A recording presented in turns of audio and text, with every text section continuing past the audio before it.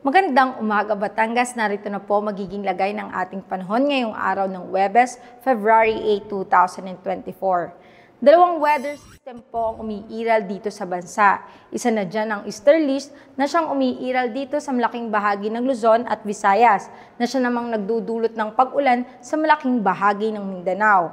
Pangalawa itong northeast monsoon o hanging amihan na siya namang umiiral dito sa extreme northern Luzon. Samantala, wala pa rin po tayong sama ng panahon o low pressure area na namamataan sa loob at labas ng Philippine Area of Responsibility. Para naman po sa probinsya ng Batangas ay makakaranas pa rin po tayo ng mainit at maalinsangan na panahon sa bandang tanghali na may mababang tsansa ng mga kalat-kalat na pag-ulan, dulot naman po yan ng localized thunderstorm. Sa Hilaga, Silangan at timog parte ng Batangas ay may 25% tsansa ng pag-ulan. Samantalang sa kanlurang parte ay may 1% tsansa lamang ng pag-ulan.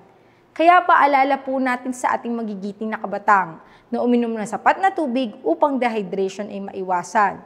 Ang magiging agwat ng temperatura ngayong araw ng Huwebes ay nasa pagitan ng 21 to 32 degrees Celsius. Si Haring Araw ay sumikat kaninang 6:22 ng umaga at lulubog mamayang 5:58 ng hapon.